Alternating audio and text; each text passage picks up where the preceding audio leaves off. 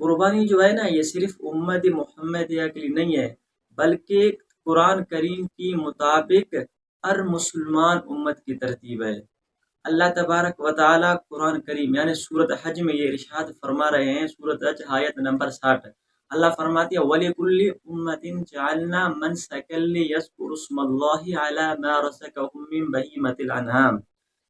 ارشاد یہ بات فرما کر ارشاد فرمائی کہ قربانی کا جو طریقہ ہے نا ہر امت کے لیے ہے۔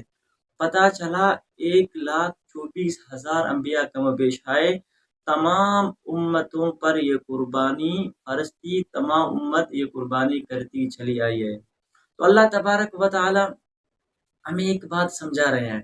یعنی اعلیٰ اسلوب الحکیم، جسے مفسرین کہتے ہیں اعلیٰ اسلوب الحکیم، یعنی آپ مخاطب کو کوئی بات کہیں حکمت کے طور پر وہ سمجھ جائے،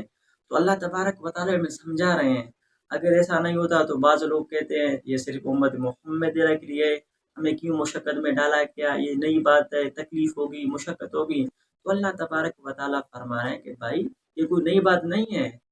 کوئی نئی بات نہیں ہے، بلکہ پچھلے جتنے بھی انبیاء آئے اللہ فرماتے وَلِكُلِّ أُمَّةٍ جَعَلْنَا، یعنی جتنے بھی انبیاء آئے اللہ تبارک و تعالیٰ فرماتے سب انبیاء کو حکم تھا کہ اپنی امت کو قربانی سمجھائے۔ تو معلوم ہوا کہ یہ